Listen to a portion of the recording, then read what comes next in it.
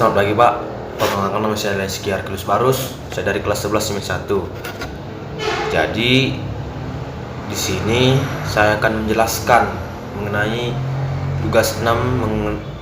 tugas KD 6 tentang TKG ataupun tekanan kinetik gas. Jadi yang soal pertama, jelaskan perbedaan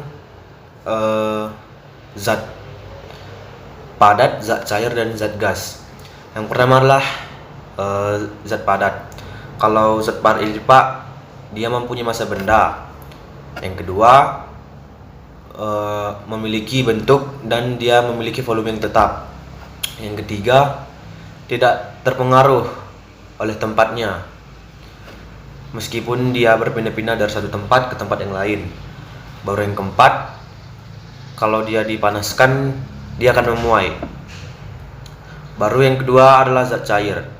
Jadi Pak, ciri-ciri dari zat cair itu dia bisa menempati ruang. Misalnya kan, kalau misalnya ada gelas, kita taruh air, maka si air ini akan menempati ruangan yang kosong si gelas.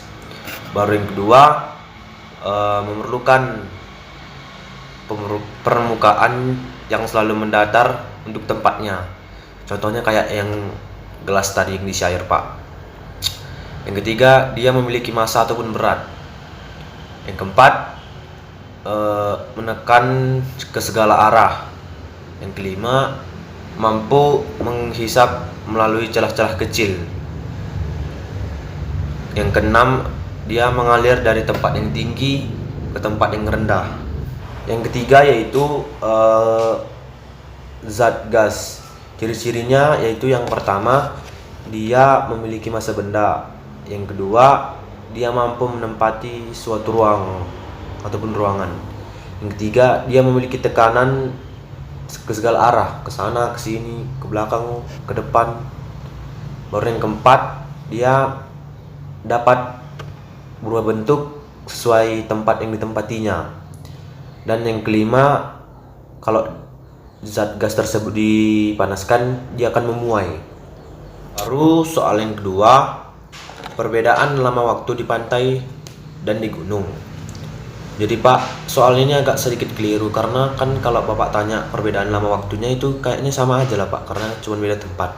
Tapi menurut pendapat saya, mungkin yang Bapak tanyakan itu perbedaan lama waktu memanaskan air di pantai ataupun di gunung. Jadi Pak, kalau kita tahu kan kalau di gunung itu cuacanya dingin, sedangkan kalau di pantai itu cuacanya panas. Otomatis kalau kita memanaskan air di gunung, maka akan membutuhkan waktu lama Pak, karena kan udara sekitarnya itu kan dingin. Jadi kalau ada energi panas, maka energi dingin ini akan mengalahkan energi panas, sehingga waktu yang diperlukan untuk memanaskan air itu agak lama Pak. Sedangkan kalau di pantai itu kebalikannya. Kalau ke pantai itu kan udaranya panas. Jadi kalau kita memanaskan air, maka lebih cepat dia Pak. Jadi kesimpulan saya, perbedaan lama waktu memanaskan air di pantai dan di gunung yaitu kalau di gunung lebih lama dan kalau di pantai lebih cepat. Lalu soal yang ketiga, jelaskan manfaat dari gas alam. Kita tahu Pak, gas alam itu kan banyak bentuknya. Jadi ada manfaat dari gas alam, yaitu yang pertama adalah sebagai bahan bakar untuk pembangkit listrik tenaga uap ataupun pembangkit listrik tenaga gas. Baru manfaat yang kedua. Manfaat kedua itu dia digunakan sebagai bahan bakar industri ringan.